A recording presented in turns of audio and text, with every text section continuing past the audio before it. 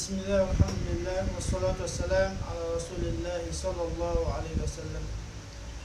إن الحمد لله نحمده ونستعينه ونستغفره ونعوذ بالله من شرور أنفسنا ومن سيئات أعمالنا.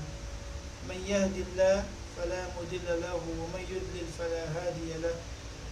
وأشهد أن لا إله إلا الله وحده لا شريك له وأشهد أن محمدا عبده ورسوله صلى الله عليه وسلم. Bienvenue très chers frères et sœurs à la foi. On remercie Allah subhanahu wa ta'ala ce matin pour ses grâces, pour ses bienfaits sur nous.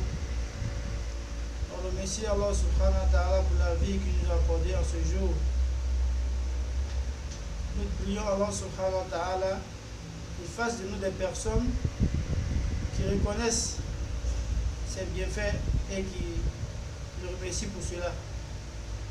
Et qui utilisent ces bienfaits-là à bon escient afin de pouvoir lui l'adorer Allah subhanahu wa ta'ala. Parce que Allah subhanahu wa ta'ala, il n'était pas obligé de nous accorder la vie ce matin, mais il l'a fait parce que c'est lui le miséricordieux. Pourquoi? Si on était dans la mauvaise action, comment est-ce qu'on va prendre conscience et revenir vers lui, Allah subhanahu wa ta'ala? Si par contre on était dans les bonnes œuvres, comment est-ce qu'on va redoubler encore d'efforts? Donc, très chers frères et sœurs, tirons profit au maximum des grâces qu'Allah subhanahu wa ta'ala nous accorde chaque jour. La santé, le temps libre, la vie et autres. Alhamdulillah, nous avons entamé depuis un bon moment une série sur l'explication de la formule, la shahada, la ilaha illallah. Et nous avons expliqué beaucoup de choses à ce sujet. Nous avons donné des informations que certains n'avaient pas, et ceux qui le savaient déjà, certains rappellent pour eux. Donc aujourd'hui, nous sommes sur le chapitre des conditions de la ilaha illallah, de cette formule-là. Bien avant ça, on a vu les mérites et l'importance. Et on a eu entamé la première condition qui est la science. La science de cette parole, la ilaha illallah. Donc dans le coup précédent, on a dit celui qui atteste qu'il n'y a de divinité qui mérite l'adoration excepté Allah subhanahu wa ta'ala, il se doit, avant même de prononcer cette parole-là, d'avoir une connaissance de cette parole. Savoir ce que cette parole-là implique, afin que cette dernière puisse lui profiter. Et on a apporté les versets coraniques et les hadiths qui vont dans ce sens. Donc aujourd'hui, nous allons poursuivre toujours avec la première condition. On rappelle que nous lisons dans le livre d'explication de cette parole-là, là il y a qui a été écrit par le cheikh Mohammed Saïd Raslan, qu'Allah le préserve. Donc le cheikh dit وَالْمُرَادُ مِنْ شَهَادَةِ أَنْ لَا إِلَهَ إِلَّا اللَّهُ هُوَ الْإِقْرَارُ بِهَا عِلْمًا وَنُطْقًا وَعَمَلًا. Le cheikh dit ce qui est voulu par cette parole, par cette formule, par cette attestation de foi, qui est la ilaha illallah, et le but de ça, ce qui est voulu à travers ça, c'est que celui qui la prononce, il doit la prononcer avec connaissance de cause. Il doit la connaître avec quoi? Une science au préalable. Ce qu'il dit, il sait ce que ça implique. Et après avoir su l'implication de cette formule, ce que cette formule-là l'interdisait après l'avoir prononcée, ce que cette formule-là le permet de faire après la prononciation, il a toutes ces sciences-là.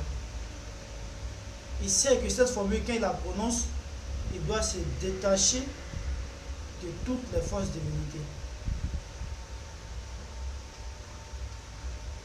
Il ne doit plus accorder l'adoration à autre qu'Allah subhanahu wa ta'ala.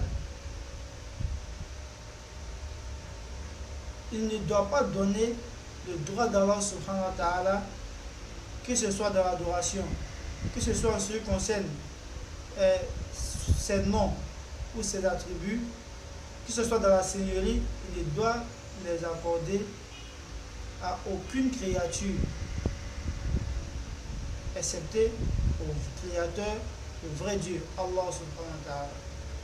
Car tout ce qui est en dehors d'Allah subhanahu wa ta'ala est création. Après cela, il doit œuvrer avec les implications, ce qu'on vient de dire. Il doit d'abord avoir cette science, et lorsqu'il la prononce, lorsqu'il la teste, la science là lui permet d'œuvrer avec ses implications. Il ne suffit pas d'avoir la science des implications de cette parole et l'ignorer. Non. Le savant qui ne travaille pas avec sa science ne lui sera d'aucun profit. Sa science ne saura le profiter.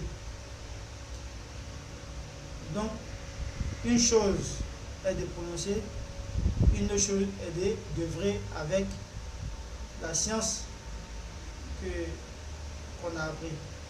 Donc, il faut œuvrer, il faut mettre en application ce qu'implique cette attestation, cette formule-là.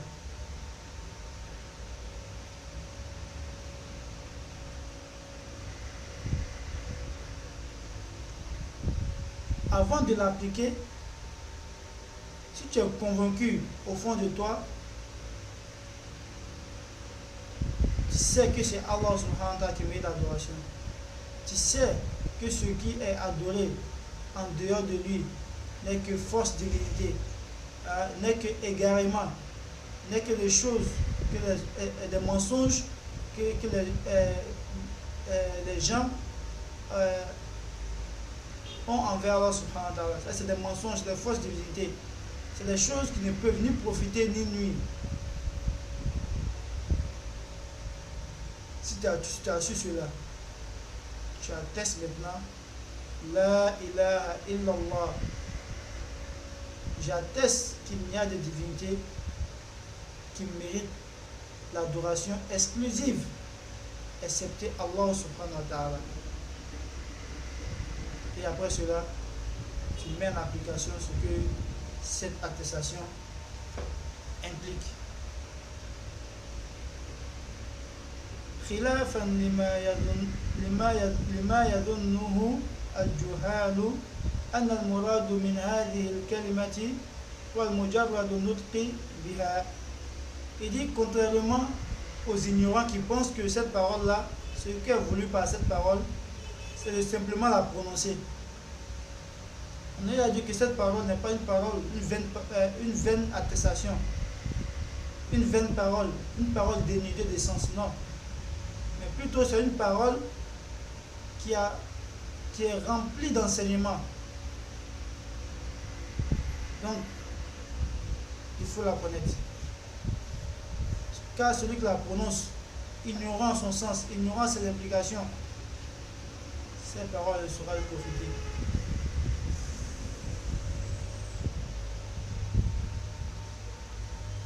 أو الإقرار بوجود الله أو ملكه لكل شيء من غير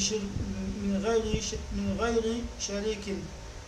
Ou encore, ces ignorants pensent que quand il est là, c'est d'avoir c'est d'affirmer l'existence d'Allah subhanahu wa ta'ala. C'est d'être sûr qu'Allah subhanahu wa ta'ala existe. Hein, c'est-à-dire que tu es convaincu qu'Allah subhanahu wa ta'ala existe. Les ignorants pensent que quand il est là, c'est l'affirmation de. C'est le fait d'affirmer qu'Allah subhanahu wa ta'ala il est là, il est présent, il existe. Non, c'est pas ça. Ou encore, c'est affirmer la royauté d'Allah subhanahu wa ta'ala sur toutes choses. Dire que Allah subhanahu wa ta'ala existe et c'est lui aussi le roi qui gouverne tout dans ce monde. Et Cheikh dit c'est pas ça. Il dit le fait de penser comme ça montre ton ignorance. Là, il est dans la veut pas dire qu'Allah existe. Non. Là, il est dans la ça ne se résume pas seulement à l'existence d'Allah, ça ne se résume pas seulement à la royauté d'Allah sur toutes choses, sans associer. C'est pas ça. فإن هذا القدر قد عرفه عباد الأوثان وأقروا به فضلا عن أهل الكتاب. Il dit si le fait de prononcer la ilaha si le fait de prononcer la ilaha se résumait seulement à d'affirmer qu'Allah existe, ou d'affirmer qu'Allah il est le maître, il est le roi, celui qui administre tout sur cette terre, il dit sache que les polythéistes, les adorateurs d'idoles, ils avaient cette conviction. Et cette conviction était ferme dans leur cœur.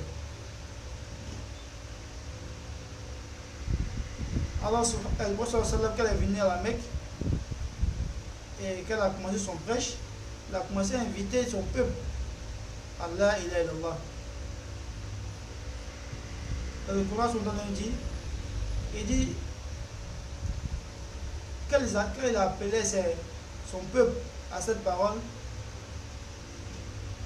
ils ont eu à dire que nous on n'adore pas ces idoles là parce que c'est des dieux. Non, on n'adore pas pour ça.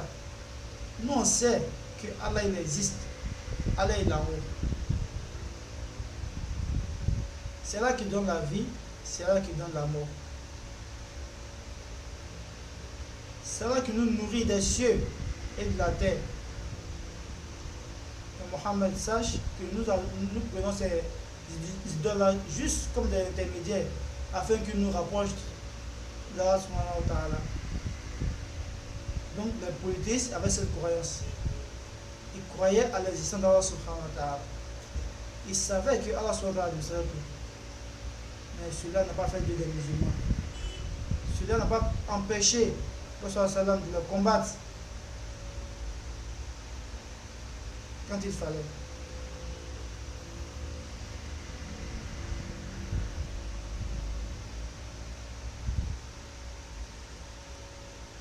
ولو كان كذلك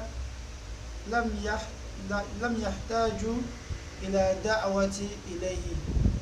Il dit aussi, si c'était comme le fait de croire, le fait d'affirmer, si ça veut que la ilaha se résume seulement en le fait d'attester ou d'affirmer qu'Allah subhanahu wa ta'ala il existe, il est le maître de tout.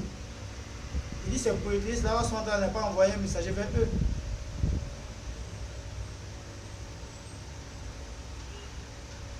Or, nous savons tous, on a vu dans le cours précédent, c'est un rappel qu'Allah nous informe qu'il a envoyé à toute communauté un messager, un prophète, afin que quoi, ces derniers appellent leur peuple à l'adoration d'un Dieu unique et à se détourner quoi, de fausses divinités.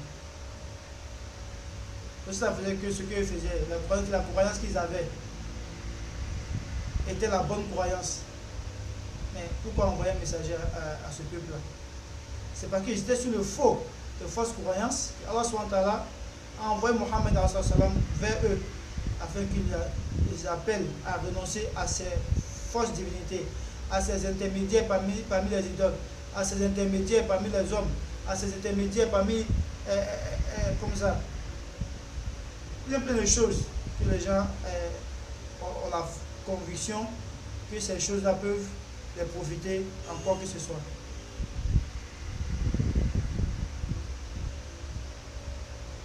وقد كان المشركون يشهدون أن الله هو الخالق وحده لا شريك له وأنه لا يخلق ولا يرزق إلا هو ولا يحيي ولا يميت إلا هو. Il dit sachez que les polythéistes, ils avaient cette croyance que c'est Allah subhanahu wa ta'ala seul qui crée. C'est Allah subhanahu wa ta'ala seul qui accorde la subsistance. C'est Allah subhanahu wa ta'ala seul qui fait la mort, qui donne la mort. C'est Allah subhanahu wa ta'ala seul qui donne la vie.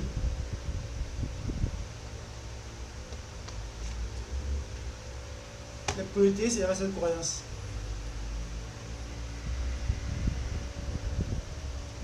Ils savaient aussi que Allah subhanahu wa ta'ala aussi était aux cieux.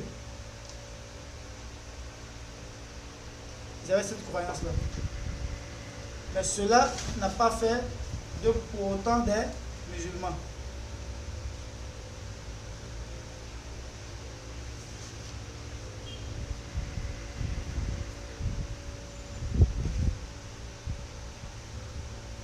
Aussi, وأن جميع السماوات السبع ومن فيهن والأراضين السبع ومن فيهن كلهم عباده وتحت تصرفه وقهره. Ils avaient encore une croyance que Allah subhanahu wa ta'ala,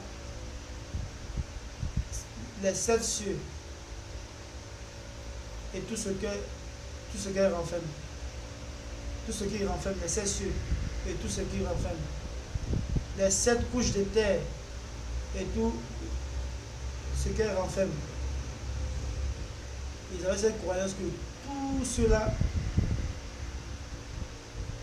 appartenait à Allah subhanahu wa ta'ala, et ils étaient tous sous l'autorité suprême, absolue d'Allah subhanahu wa ta'ala. Les mécréants de la Mecque, ils avaient cette croyance. والدليل على أن المشركين الذين قاتلهم رسول الله صلى الله عليه وسلم يشهدون بهذا قوله تعالى. Il dit la preuve que les polythéistes que le prophète sallam a combattu, affirmé toute cette seigneurie d'Allah subhanahu wa ta'ala, là, il dit la preuve de cela est dans ce verset.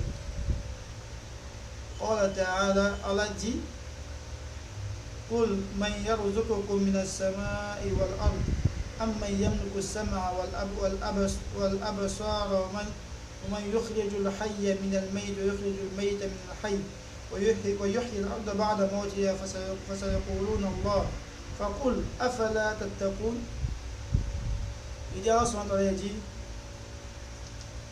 dit qui vous accorde la subsistance des cieux ainsi que de la terre, qui détient la royauté des cieux, qui détient la vue ainsi que lui, qui vous accorde, qui fait sortir qui fait sortir le vivant du mort et fait sortir le mort du vivant, et qui fait descendre les ordres, ils te diront que c'est Allah subhanahu wa ta'ala. Mais réponds-les, dis, Fakul, dis, Afala tattaqun, ne craignez-vous donc pas? Surat Yunus, verset 31. Ensuite, il dit, le prophète demande à ses polythéistes, Demande-les. Qui vit encore la subsistance des cieux ainsi que de la terre? Qui possède, c'est-à-dire votre vue, qui possède lui, ainsi que, comme ça, lui ainsi que la vue, te dira son talent. C'est-à-dire, il savait que Allah son talent, c'est lui qui les nourrit. Il savait qu'Allah son talent voyait parfaitement. Ses projets savait aussi qu'Allah son talent, il entendait parfaitement. Il savait que tout ce qui se passait sur la terre, Allah son talent était témoin de tout. Il attend tout et il voit tout. Ils avaient cette conviction. Il savait qu'Allah son talent faisait sortir le vivant du mort. Il fait sortir le mort du vivant. En un mot, c'est vrai que c'est Allah qui donne la vie, qui donne la mort.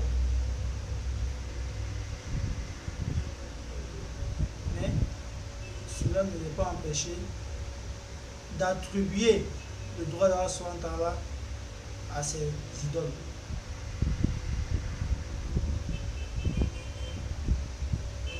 Donc, le prophète dit, mais vous ne créez pas ce Dieu-là, ce Dieu qui fait tout ça, qui a tout ce pouvoir, toute cette puissance-là.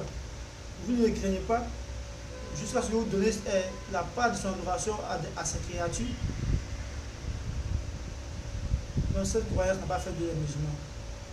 Donc ces ignorants, ces personnes qui disent que là il y en a, c'est de croire à l'existence de la soit uniquement, croire à la Seigneur uniquement, c'est faux. Il y a deux choses qui rentrent en ligne de compte. Donc c'est pourquoi on a dit au début de cette série que le musulman, il doit être quelqu'un qui apprend. Parce que tu peux faire l'adoration sur la base de l'ignorance, c'est pas possible. Aujourd'hui, on a des personnes qui sont là, qui font des voyages, qui font des sacrifices,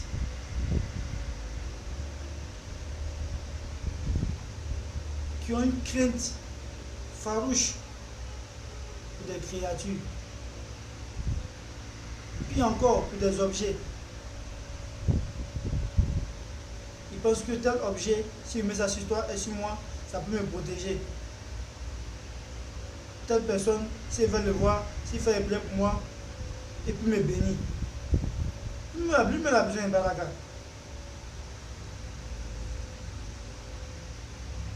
Telle personne, c'est un saint. Les saints, on ne les voit pas comme ça. Mais il ne veut pas même qu'on sache qu'ils sont saints. Ils sont là en train de blaguer les gens, escroquer les gens, et ils les suivent. Se déplacent, aller faire des rivières, aller faire des sacrifices. Ils demandent la baraka pour cela. Mais entre toi et ce politique qui ne pliait même pas, il n'y a pas de différence. Tu meurs, ils vont, tu vas là-bas aussi. Ça parce que tu fais les simples avec nous à la mosquée, non, c'est pas ça. C'est pas ça. Tu fais les simples prières sur la base de quelle croyance?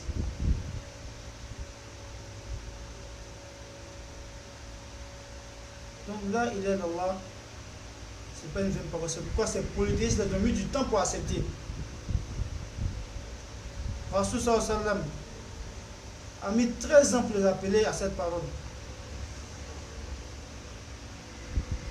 Parce que ceux-là, ils savaient de quoi il s'agit. Ils savaient si il dit cette parole-là, toutes mes affaires reviennent à Allah subhanahu wa ta'ala. Je dois œuvrer conformément à ce que lui, il veut. Pas comme je veux. Pas comme un tel veut. Pas comme ma tribu le veut. C'est comme Allah subhanahu wa ta'ala veut. Et comment son messager qu'il a envoyé vers nous, les musulmans, l'a enseigné. C'est ça il s'agit.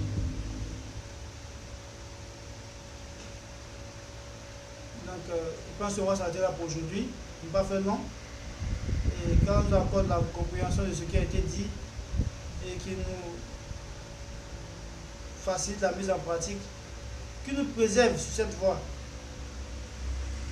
et qui fasse de nous les personnes qui mettent en application vraiment la science apprise, Inch'Allah. سبحانك اللهم وبحمدك نشهد ان لا اله الا انت نستغفرك ونتوب اليك صلي سبحان ربك رب العزة عما يصفون وسلام على المرسلين والحمد لله رب العالمين. Et pour toute suggestion et préoccupation, questions et autres, vous connaissez un message de différents commentaires. Inch'Allah ta'ala. Assalamu alaikum wa rahmatullahi wa barakatuh.